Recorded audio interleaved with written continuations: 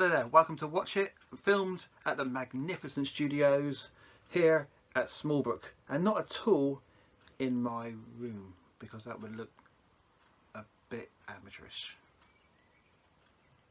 Yeah. Who asked you?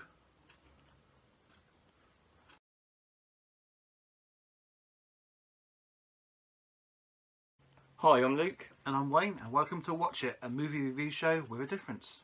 So basically, me and Wayne are going to swap films with one another. We're not going to know what they are. Basically, we have to watch them and talk about them. We're going to get each other to watch that particular movie, and it doesn't necessarily have to be a brand new film. It could be a movie from whenever, 50 plus years ago. It doesn't matter, as long as we've got a copy or somehow watch it. We will try and watch it. Yeah, watch it. And so, what was the movie I asked you to watch, Luke? You asked me to watch Love and Mercy. Now, basically, this is a story based on Brian Wilson of the Beach Boys. I'm a huge Beach Boys fan, and it tells there's two different actors playing Brian Wilson, the younger Brian Wilson and the older Brian Wilson, and it takes you on a journey of his life as a member of the Beach Boys, and how he had an illness. I can't remember what type of illness it was, and of course there was all drugs going on back in the 60s and that, and how it affected him and the people that he interacted with, which caused quite some nasty people out there. If everything's true in this movie, which I have read about this being the case, yeah, a lot going on. So Luke, what did you think? I enjoyed it. There was a lot of emotion in the film. I think when you sort of see from the younger Brian sort of perspective, just sort of like he's trying to write a great album, and of course that's Pet Sounds. Pet Sounds, yeah, and it's sort of like he's trying to maybe keep up with the times rather than keep writing the same surfer type of music. I think he just wants to experiment. And then you sort of see Brian in his sort of later years, played by Cusack, who's a brilliant actor, and the scenes with him I found to be very emotional, and I don't know why, I kind of felt, not in a bad way, there was a bit of a depressive sort of side to the story, and it kind of sort of drags you in, not too much, but just enough to make you think, oh, what's going to happen next, where's what's going to happen to him. And I think the doctor, the guy who plays the doctor in it, was really, he was really good, but I didn't like his character. And he's based on the true person. You think, oh, people like you don't deserve to be a doctor. I don't even know if he really was the doctor of it.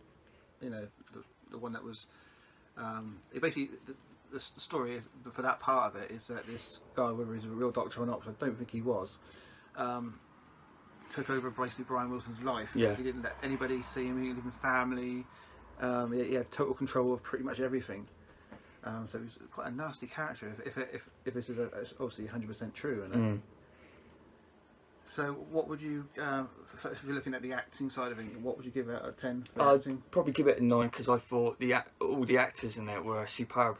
Cusack made me feel really sympathetic for him, and the younger Brian Wilson actor, he hasn't done a great deal from what I've seen. I have seen him in a film called Ruby Sparks, and he was brilliant in that, and I thought he was really good in this. I think he's had to put on some weight to play that part, and he was very convincing. And yeah, and the guy who played the doctor, he's always good at playing crazy people or bad people, so it was good to see him in that. And Elizabeth Banks, who plays the main girl in it, she's just a terrific actress as well. And all the other actors who are playing the other Beach Boys, quite convincingly looked like them. So yeah, no, I thought the acting was really superb.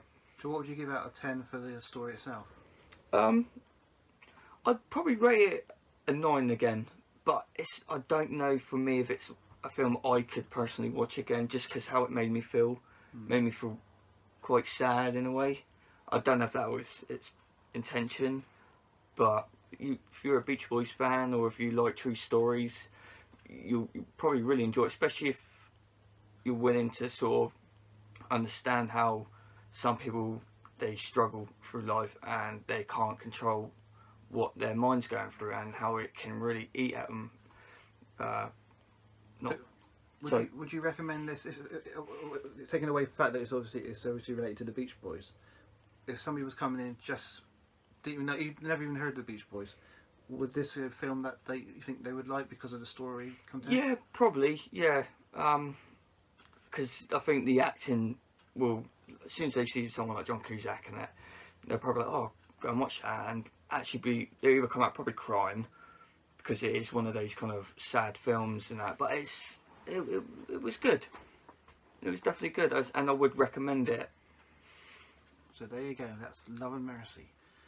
Now, the film that Luke got me to watch and was something called Victor Frankenstein. What's that all about, Luke? Basically, Victor Frankenstein, if you're a horror fan or if you're just a general sort of book reader and you know who Mary Shelley is, and she wrote the original Frankenstein, and this is basically about Victor. It's all focuses on really Victor and Igor, and just basically taking you through their journey of how they eventually create the monster itself.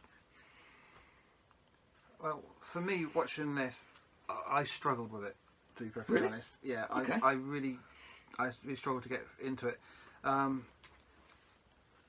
You had like, let's say, without giving it away spoilers, you had like the Daniel Radcliffe character who was the Igor, in a sense. Yeah. And he was living in a circus. He's been there all his life because he had a deformity at times and that. Yet he could do all this. I know it's not real, obviously, but I didn't think the movie made it look real in the sense that where you think, well, wait a minute, how could he understand about all this medical thing? Yeah. You know, how can he understand all the terminology and how things work without? Well, he's been living in a circus all those years, being kicked around and being treated like rubbish all the time. Yeah. So I found that a little bit difficult to sort of accept. There was like when the what's his name? James McAvoy. When his character found the Igor character in the circus, he went in to rescue him. Yeah. I'm not giving anything major away here. And I kind of thought the fight scenes where it's one of those sort of ones that they paused, didn't they? To make it look like it was going faster. Oh, kind of slow motion. Yeah, and it's like, yeah. I kind of thought, I don't really think it needed all that. And then there was a policeman, a detective that was following him. And I think he thought he was auditioning for Sherlock Holmes or something because it felt very. I mean, I expect they said, "Oh, we want you to play him like this," and he played like that. But he actually played Moriarty in the Sherlock BBC TV series. Well, there you go. He knew Sherlock Holmes anyway, so he was just obviously playing that character. No, yeah, I just really found it difficult to get into. Maybe it's not. Maybe it's because I'm not into horror. It's not. This isn't really a major horror film, But I'm not really into those sort of films. But I still say I gave it a go. But I found the story was a bit. No, not my sort of thing really. Yeah. I just couldn't get into it. So out of 10 acting wise, the characters they played, I'd probably give them an 8 because that's the character. They did the characters well enough. Story personally, 5.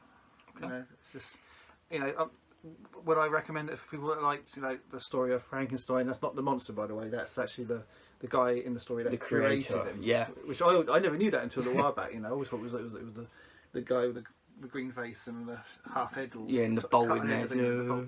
Oh, so that was Frankenstein. But hey, I have learned something. Where was I going with this? Yeah. So if you like that sort of film and sort of thrillerish sort of thing, would I recommend it? Yeah, probably. But if you're not really into that sort of thing, then I wouldn't bother. But everybody's different, and this is just my humble opinion. Yeah. Well, hope you've enjoyed this show. The next show will be we're going to do the show every week. We're going to do about 10 episodes in total for this series, and I hope you've enjoyed it. If you have, please click like. It's very much appreciated. And if you can go on the Small Brick YouTube channel and subscribe to us, that would be magnificent. That's the only support that we want right now is your support by just hitting that subscribe button and that little bell thing that goes next to it, which apparently YouTube want us to do now, or people to do now. and then you'll be one of the first people to know when we do upload this and other such productions here at Smallbrook. Well, we want to thank you guys for watching this, and we hope you tune in for the next episode. Bye bye for now. Goodbye.